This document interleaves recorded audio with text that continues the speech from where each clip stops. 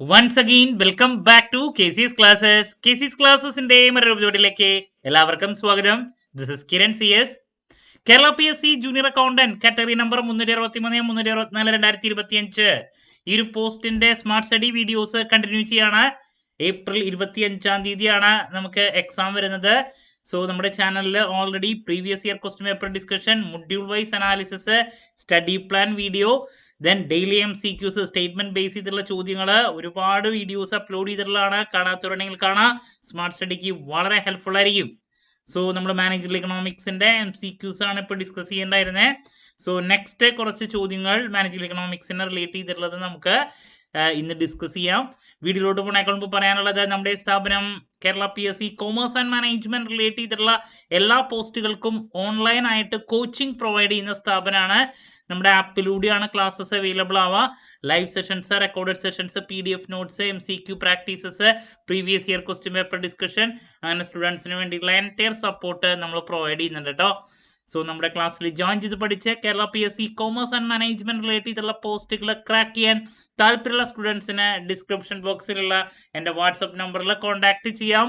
Classes access ചെയ്യാം. Junior അക്കൗണ്ടന്റിന്റെ classes നമ്മൾ already ആരംഭിച്ചിട്ടുണ്ട് കേട്ടോ.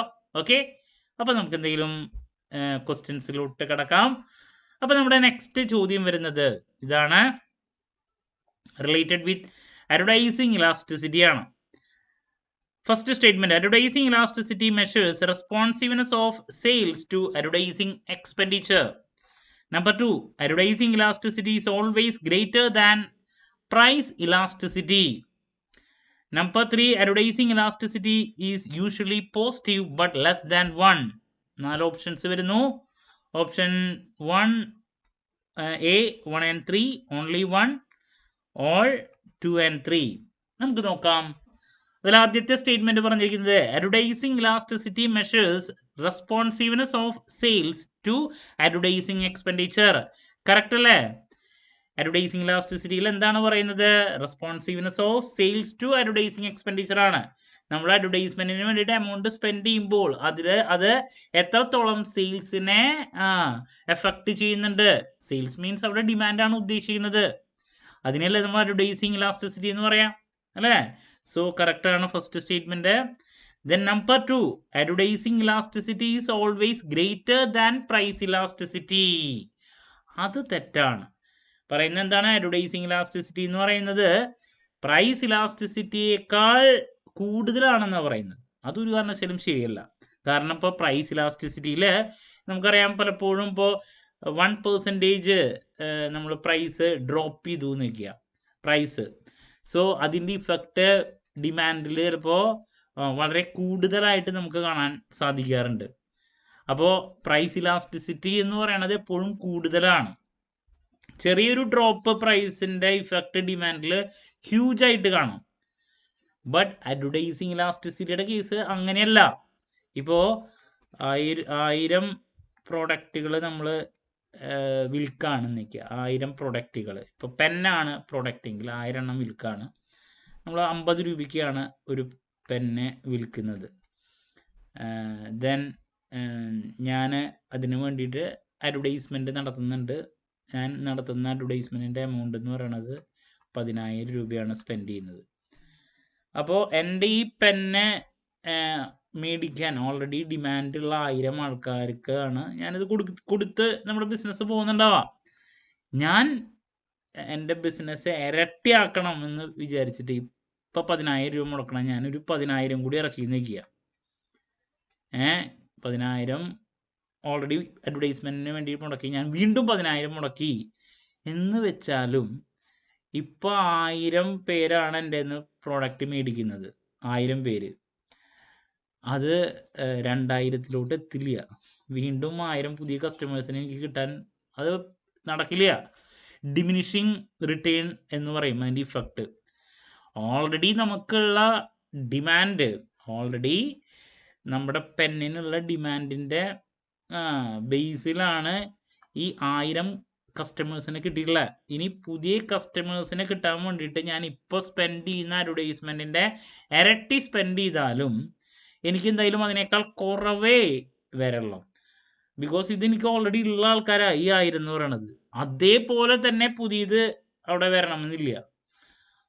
ഈ സെയിം പ്രോഡക്റ്റിന് നമ്മൾ അഡ്വർടൈസ്മെന്റ് ചെയ്യുമ്പോൾ അതല്ലെങ്കിൽ ഒരു ഡിഫറൻഷിയേറ്റഡ് പ്രൊഡക്റ്റ് ആയിരിക്കണം. ഈ സെയിം സാധനത്തിന് തന്നെ നമ്മൾ ഈ എമൗണ്ട് കൊടുത്തിട്ടുണ്ടെങ്കിൽ നമുക്ക് എന്ത് കിട്ടില്ല, ഇരട്ടി അതിലോട്ട് എത്താൻ സാധിക്കില്ല എന്നുള്ളത്. അങ്ങനെ വിചാരിക്കരുത്. ഡിമിനിഷിങ് റിട്ടേണിൻ്റെ ഇഫക്റ്റ് എന്ന് പറയാം നമ്മൾ. അപ്പോൾ അതുകൊണ്ട് തന്നെ നേരെ മറിച്ച് പ്രൈസ് ഇലാസ്റ്റിസിറ്റിയുടെ കേസിൽ അങ്ങനെയല്ല. പ്രൈസ് കുറയുമ്പോൾ അതിൻ്റെ ഇഫക്റ്റ് ഡിമാൻഡിൽ ഹ്യൂജായിട്ട് നമ്മൾ പലപ്പോഴും കാണാറുണ്ട്. അപ്പോൾ അഡ്വർടൈസിങ് ഇലാസ്റ്റിസിറ്റിയും പ്രൈസ് ഇലാസ്റ്റിസിറ്റിയും കമ്പയർ ചെയ്യുമ്പോൾ പ്രൈസ് ഇലാസ്റ്റിസിറ്റിയാണ് എന്താണ് കൂടുതലായിട്ട് വരിക, അഡ്വർടൈസിങ് ഇലാസ്റ്റിസിറ്റി അല്ല.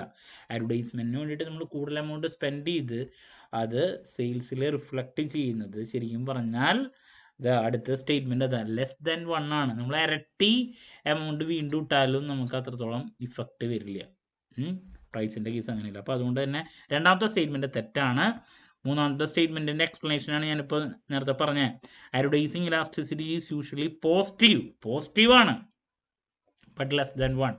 ഇപ്പോൾ നമ്മൾ ആദ്യം 10,000 ഇട്ടു, പിന്നെ നമ്മളൊരു 1000 രൂപയും കൂടിയോ അല്ലെങ്കിൽ 2000 കൂടിയും കൂടുതൽ ഇട്ട് കഴിഞ്ഞാൽ അതിൽ നിന്ന് കിട്ടുന്ന എന്താണ് പുതിയ സെയിൽസ് എന്ന് പറയണത് എന്തായാലും കുറവാ. നമ്മളിട്ട പൈസയ്ക്ക് അതേ രീതിയിൽ തന്നെ കിട്ടണമെന്നില്ല, അത് കുറവായിരിക്കും. ദെൻ അഡ്വർടൈസിങ് ഇലാസ്റ്റിസിറ്റി എന്ന് പറയുന്നത് പോസിറ്റീവാണ് അല്ലേ. നമ്മൾ കൂടുതൽ എമൗണ്ട് അങ്ങോട്ട് ഇറക്കണു, ദെൻ നമുക്ക് തിരിച്ചു കിട്ടുന്നത് കുറവായിരിക്കും. പ്രൈസിൻ്റെ കേസിൽ എന്ന് പറയുമ്പോൾ അങ്ങനെയല്ല. ഞാൻ പറഞ്ഞു, പ്രൈസ് ചിലപ്പോൾ ഡ്രോപ്പ് ചെയ്യുമ്പോൾ നമുക്ക് കിട്ടുന്നത് കൂടുതലാണ്. ഇവിടെ പോസിറ്റീവാണ് ഇഫക്റ്റ് അഡ്വർടൈസിങ്ങിൻ്റെ കേസ്, ബട്ട് കുറവായിരിക്കും. നമുക്ക് ഇത്ര എമൗണ്ട് ഓൾറെഡി നമ്മൾ സ്പെൻഡ് ചെയ്തു, പിന്നെ വീണ്ടും ഇറക്കുമ്പോൾ നമുക്ക് തിരിച്ച് കിട്ടുന്ന സെയിൽസ് എന്ന് പറഞ്ഞാൽ അത്രത്തോളം ഉണ്ടാകണമെന്ന് ഇല്ല. എന്തായാലും ഉണ്ടാകും, ബട്ട് വല്ലാണ്ട് ഉണ്ടാകണമെന്നില്ല. ഓക്കെ, ബിക്കോസ് അതാണ് ഡിമിനിഷിങ് എന്ന് പറയുന്നത്. ഓൾറെഡി നമുക്ക് ഉള്ള മാർക്കറ്റിലുള്ള കസ്റ്റമേഴ്സ് ഉണ്ട് നമ്മുടെ ഇല്ലേ, പിന്നെ വീണ്ടും നമ്മൾ ആഗ്രഹിക്കുകയാണ് കൂടുതൽ കസ്റ്റമേഴ്സിനെ. അപ്പോൾ നമ്മൾ എത്ര എമൗണ്ട് സ്പെൻഡ് ചെയ്താലും ഓർഗാനിക്കായിട്ട് കിട്ടിയതുണ്ട്, പിന്നെ കിട്ടണമെങ്കിൽ കിട്ടും, ബട്ട് അതൊരു ഡിമിനിഷിങ് റിട്ടേണിലായിരിക്കും കിട്ടുക. നമ്മൾ ഇറക്കിയ പൈസയുടെ അതേപോലെ തന്നെ ഓൾറെഡി 10,000 ഇറക്കി കിട്ടിയ കസ്റ്റമേഴ്സ് അല്ലേ, അതുപോലെ തന്നെ വീണ്ടും കിട്ടണമെന്നില്ല. നമ്മൾ ഡിമിനിഷിങ് മാർജിൻ യൂട്ടിലിറ്റി പഠിച്ചില്ലേ, ഡിമിനിഷിങ് റിട്ടേണാ. ആദ്യം 10,000 ഇറക്കിയിട്ട് കിട്ടിയ ഒരു ഇതാണ്, പിന്നെ നമ്മൾ എത്ര എമൗണ്ട് ഇറക്കിയാലും കിട്ടും, ബട്ട് അത് കുറച്ച് എന്താണ് ഡിമിനിഷിങ് റിട്ടേണിലായിരിക്കും സെയിൽസ് ഉണ്ടാവുക. മനസ്സിലായോ? ഓക്കെ, അപ്പോൾ മൂന്നാമത്തെ സ്റ്റേറ്റ്മെൻറ്റ് കറക്റ്റാണ്. അപ്പോൾ 1ഉം 3 ആണ് കറക്റ്റായിട്ട് വരിക. ഓപ്ഷൻ എ ആണ് answer. Moving to question number 7. Advertising elasticity tends to be higher for differentiated product. Number 2, advertising elasticity is negligible under perfect competition. Number 3, advertising elasticity remains constant over time. 1 and 2, only 1, all 2 and 3. നമുക്ക് നോക്കാം. Number 1, advertising elasticity tends to be higher for differentiated products. Correct ആണ്. Advertising elasticity എന്ന് പറയുന്നത് കൂടുതലായിരിക്കും differentiated product. Differentiated product എന്ന് പറയുമ്പോൾ എന്താ, branded product, യുണീക്കായിട്ടുള്ള product. അതിന് വേണ്ടിയിട്ട് നമ്മൾ അഡ്വർടൈസ്മെൻറ്റ് നടത്തി എമൗണ്ട് ഇറക്കി കഴിഞ്ഞാൽ ഈ പറയുന്ന സെയിൽസ് അവിടെ കൂടാനുള്ള സാധ്യത വളരെ കൂടുതലായിരിക്കും. USP നമ്മൾ ഇറക്കാണ്, നമ്മുടെ യുണീക്നെസ്, ഫീച്ചേഴ്സ് ഒക്കെ ബ്രാൻഡഡ് പ്രൊഡക്റ്റ് ആണെന്ന് പറയണു, ഇതൊക്കെ ഇതിൻ്റെ അഡീഷണൽ ഫീച്ചേഴ്സ് ആണെന്നൊക്കെ പറഞ്ഞിട്ട് നമ്മൾ അഡ്വർടൈസ്മെൻറ്റ് കൊടുക്കുമ്പോൾ അവിടെ സെയിൽസ് കൂടാനുള്ള സാധ്യത ഡിഫറൻഷിയേറ്റഡ് പ്രൊഡക്റ്റിൻ്റെ കേസിൽ കൂടുതലാണ്. കാരണം നമുക്ക് പറയാൻ കുറേ കാര്യങ്ങളുണ്ടെന്നേ. നേരെ മറിച്ച് യുണീക്നെസ് ഒന്നും ഇല്ലാത്ത കോമൺ പ്രൊഡക്റ്റ് വല്ലതാണെങ്കിൽ നമുക്ക് അതിന് വേണ്ടിയിട്ട് എത്ര അഡ്വർടൈസ്മെൻറ്റ് നടത്തിയിട്ട് കാര്യമില്ല. ബ്രാൻഡഡ് പ്രൊഡക്റ്റിനെ ചെയ്യുമ്പോൾ അഡ്വർടൈസ്മെൻറ്റ് ഇലാസ്റ്റിസിറ്റി അതുകൊണ്ട് തന്നെ കൂടുതലും. ബ്രാൻഡഡ് അല്ലാത്ത യുണീക്ക് അല്ലാത്ത പ്രൊഡക്റ്റിനെ നമ്മൾ എത്ര അഡ്വർടൈസ്മെൻറ്റ് ചെയ്തിട്ടും ഇലാസ്റ്റിസിറ്റി അത്രത്തോളം ഉണ്ടാകാനുള്ള സാധ്യത വളരെ കുറവായിരിക്കും. മനസ്സിലായോ? ഓക്കെ, അപ്പോൾ first statement higher for differentiated products എന്ന് പറയുന്നത് കറക്റ്റാണ്. Number 2, advertising elasticity is negligible under perfect competition. Correct അല്ലേ? പെർഫെക്റ്റ് കോമ്പറ്റേറ്റീവ് മാർക്കറ്റിൽ സെയിം ടൈപ്പ് പ്രൊഡക്റ്റ് ആണ് എല്ലാവരും വിൽക്കുന്നത്, സെയിം പ്രൈസിന്. സോ അവിടെ നമ്മൾ പിന്നെ കൂടുതൽ അഡ്വർടൈസ്മെന്റ് നടത്തിയിട്ടൊന്നും വലിയ ഒരു അതാണ് നെഗ്ലിജിബിൾ എന്ന് പറയണത്. അഡ്വർടൈസിങ് ഇലാസ്റ്റിസിറ്റി എന്ന് പറഞ്ഞാൽ എന്താ, നമ്മൾ അഡ്വർടൈസ്മെന്റിന് വേണ്ടിയിട്ട് എമൗണ്ട് ഇറക്കുന്നു, ദെൻ അതിൽ നിന്ന് നമ്മുടെ ഡിമാൻഡ് കൂടാണ്, സെയിൽസ് കൂടി ഡിമാൻഡ് കൂടുന്നു. സോ പെർഫെക്റ്റ് കോമ്പറ്റീറ്റീവ് മാർക്കറ്റിന്റെ പ്രത്യേകത എന്ന് പറയണത് ഹോമോജീനിയസ് ആണ് പ്രൊഡക്റ്റ്, എല്ലാവരും അല്ലേ സെയിം പ്രൈസിലായിരിക്കും ഈ പറയുന്ന പ്രൊഡക്റ്റ് കൊടുക്കുക. ആ സമയത്ത് നമ്മൾ വല്ലാണ്ട് അവിടെ അഡ്വർടൈസ്മെന്റ് ചെയ്തിട്ടൊന്നും കാര്യമില്ല. അതുകൊണ്ടാണ് നെഗ്ലിജിബിൾ എന്ന് പറയുന്നത് കാരണം. ശരിയാണ്. ഇനി advertising elasticity remains constant over time എന്ന് പറയുന്നത്. എല്ലാ ടൈമിലും അഡ്വർടൈസിങ് ഇലാസ്റ്റിസിറ്റി കോൺസ്റ്റന്റ് ആയിരിക്കുന്നു, അത് തെറ്റല്ലേ? ഇപ്പോൾ പ്രൊഡക്റ്റ് ലൈഫ് സൈക്കിളിന്റെ കേസിൽ തന്നെ എടുക്കുമ്പോൾ ഓരോ ടൈം ഇൻട്രൊഡക്ഷൻ ടൈമിൽ നമ്മൾ അഡ്വർടൈസ്മെന്റിന് വേണ്ടിയിട്ട് എമൗണ്ട് ഇറക്കുന്നത് ഉള്ള എമൗണ്ട് ആവില്ല അല്ലേ, ഗ്രോത്ത് സ്റ്റേജിൽ അതാവില്ല, മെച്യൂരിറ്റി സ്റ്റേജിൽ ഓരോ ടൈം പീരീഡിലും നമുക്കറിയാം അഡ്വർടൈസ്മെന്റിന് വേണ്ടിയിട്ട് കമ്പനികൾ അല്ല അവരുടെ പ്രൊഡക്റ്റിന് വേണ്ടിയിട്ട് പൈസ ഇറക്കുന്നത് ഡിഫറെൻ്റ് ആയിരിക്കും. അപ്പോൾ ഇവിടെ കോൺസ്റ്റന്റ് ആണെന്ന് പറയുന്നത് തെറ്റാണ്, ഡൈനാമിക് ആണ്, ചേഞ്ച് ആണ് എപ്പോഴും നമുക്ക് കാണാൻ സാധിക്കുക അഡ്വർടൈസിങ് ഇലാസ്റ്റിസിറ്റിയുടെ കേസിൽ. അപ്പോൾ മൂന്നാമത്തെ സ്റ്റേറ്റ്മെന്റ് തെറ്റാണ്, 1ഉം 2 ആണ് കറക്റ്റ് ആയിട്ട് വരെ, ഓപ്ഷൻ എ ആണ് answer. Okay, moving to question number 8. Statement 1, availability of substitutes increases price elasticity. Number 2, demand is more elastic in the long run than in the short run. Necessities have more elastic demand than luxury goods. 1 and 2, 1 and 3, 2 and 3, all are correct. നോക്കാം. Number 1, availability of substitutes increases price elasticity. Correct അല്ലേ? ഇപ്പോൾ വളരെ close substitutes ഉണ്ടെങ്കിൽ അവിടെ എന്താ സംഭവിക്കുക, പ്രൈസിൽ ചെറിയൊരു വേരിയേഷൻ ഒരു സബ്സ്റ്റിറ്റ്യൂട്ട് പ്രൊഡക്റ്റിൽ സംഭവിച്ചു കഴിഞ്ഞാൽ ഓട്ടോമാറ്റിക്കലി അപ്പുറത്ത് ക്ലോസ് സബ്സ്റ്റിറ്റ്യൂട്ട്സ് ഉണ്ട്, അവർ സിമ്പിളായിട്ട് അതിലേക്ക് സ്വിച്ച് ചെയ്യും അല്ലേ. ഇപ്പോൾ പെപ്സി കോക്കകോള സബ്സ്റ്റിറ്റ്യൂട്ട് പ്രൊഡക്റ്റാ, അല്ലെങ്കിൽ ടീ കോഫി എന്ന് പറയുമ്പോൾ ഏതെങ്കിലും ഒന്നിൽ പ്രൈസിൽ ചേഞ്ച് കാണുമ്പോൾ ഓട്ടോമാറ്റിക്കലി നമുക്ക് അപ്പുറത്തിലോട്ട് ഈസി ആയിട്ട് പോകാൻ സാധിക്കും, പ്രൈസ് ഇലാസ്റ്റിസിറ്റി. അതുകൊണ്ട് തന്നെ ക്ലോസ് സബ്സ്റ്റിറ്റ്യൂട്ട്സ് ഉണ്ടെങ്കിൽ കൂടുതലായിരിക്കും അല്ലേ, availability of substitute increase price elasticity. Close substitutes ഇല്ലെങ്കിൽ പ്രൈസ് ഇൻഇലാസ്റ്റിക് ആയിരിക്കും. ഓക്കെ, അപ്പോൾ ആദ്യത്തെ സ്റ്റേറ്റ്മെന്റ് കറക്റ്റ് ആണ്. Number 2, demand is more elastic in the long run than in the short run. Correct അല്ലേ? ഇപ്പം ഞാൻ ഒരു പ്രോഡക്റ്റ് യൂസ് ചെയ്തുകൊണ്ടിരിക്കുകയാണ്, പെട്ടെന്ന് മറ്റൊരു അതിൽ അഡീഷണൽ ഫീച്ചർ ആയിട്ടുള്ള എന്തെങ്കിലും മാറ്റങ്ങൾ വന്നു. ഇപ്പം ഞാനിപ്പോൾ യൂസ് ചെയ്തുകൊണ്ടിരിക്കുന്നത് ഇപ്പോൾ പറയുന്ന പോലെ ഇലക്ട്രിക് വണ്ടിയല്ല, പെട്രോൾ വണ്ടിയാണെന്ന് വയ്ക്കുക. അപ്പോൾ ഇലക്ട്രിക് വണ്ടി വന്നു. അപ്പോൾ ഞാനിപ്പോൾ യൂസ് ചെയ്യുന്ന വണ്ടിക്ക് ഇനിയും കാലാവധി ഉണ്ട്, നല്ല വണ്ടിയാണ് എങ്കിൽ ഷോർട്ട് റണ്ണിൽ ഞാൻ പെട്ടെന്ന് അത് മാറ്റില്ല, ഡിമാൻഡിൽ പെട്ടെന്ന് മാറ്റം വരില്ല. കാരണം ഞാനിപ്പോൾ യൂസ് ചെയ്യുന്ന വണ്ടി കുഴപ്പമില്ലാത്ത വണ്ടിയാണ്, ഇലക്ട്രിക് വന്നു, അതിന് കുറേ ഗുണങ്ങളൊക്കെ ഉണ്ട്. ബട്ട് കുറച്ച് കഴിയുമ്പോൾ തന്നെ ഈ പറയുന്ന ഞാൻ ഇലക്ട്രിക്കിലോട്ട് അവിടെ ഷിഫ്റ്റ് വരും. അപ്പോൾ ഷോർട്ട് റണ്ണിനേക്കാൾ ഇലാസ്റ്റിസിറ്റി ഓഫ് ഡിമാൻഡ് എന്ന് പറയുന്നത് കൂടുതൽ നമുക്ക് ലോങ് റണ്ണിലാണ് കാണാൻ സാധിക്കുക. ലോങ് റണ്ണിൽ ആൾക്കാർക്ക് പ്രോഡക്റ്റ് പുതുതായിട്ട് മേടിക്കാനുള്ള സമയം അവിടെ ഉണ്ട്, മനസ്സിലായോ? അവരിപ്പോൾ ഓൾറെഡി ഇതിൽ യൂസ് ചെയ്യുന്ന പ്രൊഡക്റ്റിൽ നിന്ന് ഷിഫ്റ്റ് ചെയ്യാനുള്ള ടൈം ഉണ്ട്. ഷോർട്ട് റണ്ണിലാകുമ്പോൾ അതിനുള്ള ടൈം ഇല്ല. അതുകൊണ്ടാണ് demand is more elastic in the long run than in the short run എന്ന് പറയുന്നത്. Okay, next, necessities have more elastic demand than luxury goods. തെറ്റല്ലേ? നമ്മൾ നേരത്തെ ഡിസ്കസ് ചെയ്ത് കഴിഞ്ഞൊരു കാര്യമാണ്. ലക്ഷറി ഗുഡ്സിനാണ് അവിടെ വിൽക്കുന്ന സമയത്ത് ഫീച്ചേഴ്സ് കൂടുതൽ പറയാനുണ്ടാവുക, ബ്രാൻഡഡ് പ്രൊഡക്ട്സ് ആണ്. സോ അതിനാണ് ആക്ച്വലി ഇലാസ്റ്റിസിറ്റി കൂടുതലായിട്ട് വരാം അല്ലേ.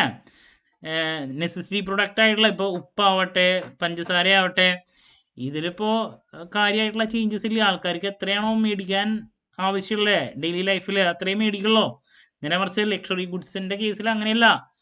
യുണീക്ക് ആയതുകൊണ്ട് തന്നെ നമ്മൾ ബ്രാൻഡ് ചെയ്ത് അഡീഷണൽ ഫീച്ചേഴ്സൊക്കെ ആൾക്കാരിലോട്ട് എക്സ്പ്ലെയിൻ ചെയ്ത് എത്തിക്കുമ്പോൾ അതിന് ഡിമാൻഡ് കൂടുതലായിരിക്കും. സോ നെസസിറ്റീസിനല്ല ഡിമാൻഡ് ഇലാസ്റ്റിക് ആവുന്നത് ലക്ഷറി ഗുഡ്സിനാണ്, നെസസിറ്റീനെ കമ്പയർ ചെയ്യുമ്പോൾ കൂടുതലായിട്ട് വരാം. സോ മൂന്നാമത്തെ സ്റ്റേറ്റ്മെന്റ് തെറ്റാണ്, 1ഉം 2 ആണ് കറക്റ്റായിട്ട് വരാം, ഓപ്ഷൻ എ ആണ് ആൻസർ. നമുക്ക് ഒരെണ്ണം കൂടി ഇന്ന് ഡിസ്കസ് ചെയ്തിട്ട് അവസാനിപ്പിക്കാം. ബാക്കി നെക്സ്റ്റ് ക്ലാസ്സിൽ കാണാം കേട്ടോ. അപ്പോൾ അടുത്ത ചോദ്യം ഇതാണ്. When demand is elastic a fall in price increases total revenue. Number 2, when demand is inelastic, a rise in price increases total revenue. Number 3, total revenue is maximized when elasticity is 0. 1 and 2, only 1, all 2 and 3. നമുക്ക് നോക്കാം. ആദ്യത്തെ statement എന്താ? When demand is elastic. Demand elastic ആണെങ്കിൽ means what? ഇപ്പോൾ price കുറയുമ്പോൾ demand അവിടെ കൂടുന്നു. Demand change ആവുന്നുണ്ട് പ്രൈസിലുള്ള വാരിയേഷൻ അനുസരിച്ച്. A fall in price increases total revenue. അപ്പോൾ പ്രൈസ് കുറയുമ്പോൾ ടോട്ടൽ റവന്യൂ കൂടും. കറക്റ്റ് അല്ലേ? ഡിമാൻഡ് ഇലാസ്റ്റിക് ആണെങ്കിൽ അവിടെ റവന്യൂ കൂടും. കാരണം പ്രൈസിൽ വരുന്ന വാരിയേഷൻ ഡിമാൻഡിനെ എഫക്റ്റ് ചെയ്യും. ഡിമാൻഡ് കൂടും, റവന്യൂ കൂടും. ഓക്കെ. ഇനി when demand is inelastic means what? Inelastic എന്ന് പറയുമ്പോൾ പ്രൈസിൽ അവിടെ വാരിയേഷൻ വന്നാലും ഡിമാൻഡിൽ ഒരു മാറ്റവും ഇല്ല. സോ ആ ഒരു സാഹചര്യത്തിൽ എ റൈസ് ഇൻ പ്രൈസ് എന്താണ്? ഡിമാൻഡ് ഇൻഇലാസ്റ്റിക് ആണ്. പ്രൈസിനൊരു എഫക്റ്റും ഡിമാൻഡിൽ ഇല്ല, ചെലുത്താൻ സാധിക്കുന്നില്ല. സോ ആ ഒരു സാഹചര്യത്തിൽ പ്രൈസ് കൂടിയാൽ ടോട്ടൽ റവന്യൂ കൂടുന്നു പറയണത് ശരിയല്ലേ? നമ്മൾ എന്ത് ചെയ്യുന്നു? ഡിമാൻഡ് ഇൻഇലാസ്റ്റിക് ആയതുകൊണ്ട് തന്നെ പ്രൈസ് ഇപ്പോൾ 10 രൂപയ്ക്ക് വിറ്റ സാധനം 15 രൂപയ്ക്ക് വിൽക്കുക. 15 രൂപയ്ക്ക് വിറ്റാലും ആൾക്കാർ മേടിക്കുന്നു. കാരണം പ്രൈസും ഡിമാൻഡും തമ്മിൽ അവിടെ ഒരു ബന്ധവും വരുന്നില്ല. സോ അതുകൊണ്ട് തന്നെ നമ്മൾ പ്രൈസ് എത്ര കൂട്ടിയാലും അവിടെ ആൾക്കാർ മേടിക്കാനുണ്ടാവും. നമ്മുടെ റവന്യൂ കൂടും, ടോട്ടൽ റവന്യൂ കൂടും. ഓക്കെ. ഇനി ടോട്ടൽ, അപ്പോൾ കറക്റ്റാണ്. Total revenue is maximised when elasticity is 0. അത് തെറ്റാണ്. ടോട്ടൽ റവന്യൂ മാക്സിമൈസ് ചെയ്യാൻ പറ്റുന്നത് ഇലാസ്റ്റിസിറ്റി എന്താണ്?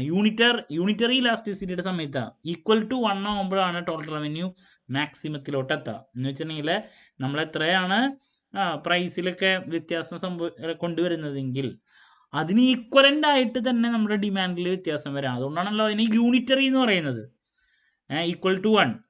അപ്പോൾ ടോട്ടൽ റവന്യൂ മാക്സിമത്തിലോട്ട് എത്തുന്നത് യൂണിറ്ററി ഇലാസ്റ്റിസിറ്റിയുടെ കേസിലാണ്, അല്ലാണ്ട് ഇലാസ്റ്റിസിറ്റി 0 ആകുമ്പോഴല്ല. അപ്പോൾ അതുകൊണ്ട് തന്നെ മൂന്നാമത്തെ സ്റ്റേറ്റ്മെൻറ്റ് തെറ്റാണ്. 1ഉം 2 ആണ് കറക്റ്റായിട്ട് വരാം. ഓപ്ഷൻ എ ആണ് ആൻസർ. അപ്പോൾ നമ്മൾ ഇന്ന് മാനേജറിയൽ എക്കണോമിക്സിലെ കുറച്ച് ചോദ്യങ്ങൾ കൂടി ഡിസ്കസ് ചെയ്തിട്ടുണ്ട്. ക്ലാരിറ്റി കിട്ടിയെന്ന് പ്രതീക്ഷിക്കുന്നു. എന്ത് ഡൗട്ടുണ്ടെങ്കിലും കമൻറ്റ് ചെയ്യുക. അതിനുള്ള മറുപടി ഞാൻ വീഡിയോസിലൂടെ നൽകുന്നതായിരിക്കും. അപ്പോൾ നെക്സ്റ്റ് കുറച്ച് ചോദ്യങ്ങൾ കൂടി നമ്മൾ മാനേജറിയൽ എക്കണോമിക്സ് തന്നെ അടുത്ത ദിവസം ഡിസ്കസ് ചെയ്യും. ബാക്കിയുള്ള ഓരോ മൊഡ്യൂളിൻ്റെയും MCQs എല്ലാ ദിവസവും ഡിസ്കസ് ചെയ്യുന്നതായിരിക്കും. പിന്നെ നമ്മളിനി ലൈവ് സെഷൻസ്, മോക്ക് ടെസ്റ്റും ഒക്കെ ചെയ്യുന്നതാണ്. കുട്ടികൾക്ക് വേണ്ടിയുള്ള എൻറ്റയർ സപ്പോർട്ട് കൊടുക്കുന്നുണ്ട്.